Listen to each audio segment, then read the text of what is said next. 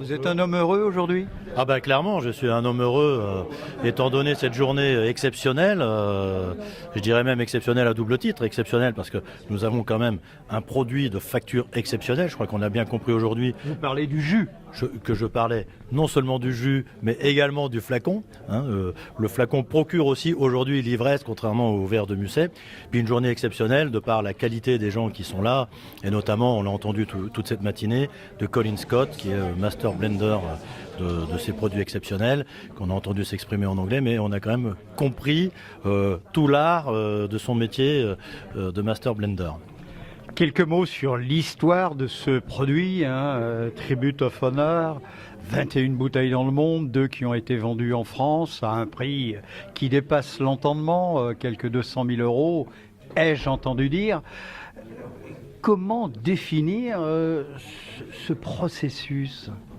Alors je crois d'abord qu'il y a un processus qui naît en Grande-Bretagne, puisque c'est une bouteille qui rend hommage à la reine et aux attributs royaux, aux 3 attributs royaux. Ensuite c'est une œuvre plus qu'une bouteille, on va dire, une œuvre d'art qui est à un nombre d'exemplaires très limité, donc qui fait aussi la joie des collectionneurs, évidemment. On le disait, 21 comme le nombre de coups de canon que l'on peut rendre en hommage à sa gracieuse majesté. C'est ça, donc 21, c'est les 21 coups de canon qui sont donnés en honneur des visiteurs de sa majesté quand il s'agit de chefs d'État ou d'autres rois ou reines de ce monde.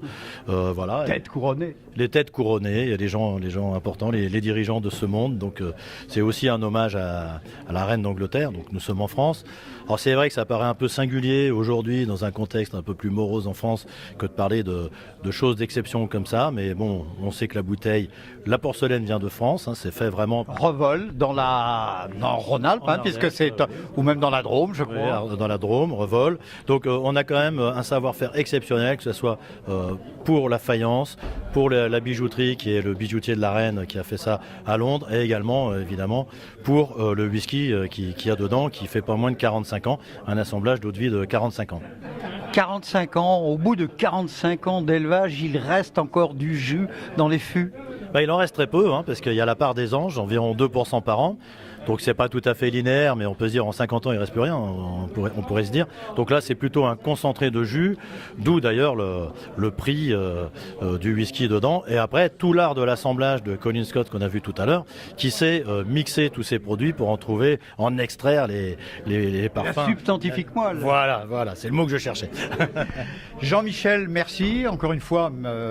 Merci. Bravo pour cette opération, merci de nous accueillir. C'est exceptionnel. Et même si on n'a pas eu la chance de déguster le jus de ce flacon, car il y en a très peu, nous avons dégusté dans la famille Royal Salute des choses d'exception de 21 ans et 38 ans et plus. Oui. Merci Jean-Michel. Merci beaucoup, merci. Le mot de la fin, FAIM, nous sommes à Lyon. Le mot de la fin, maintenant que nous avons eu large soif, bon appétit.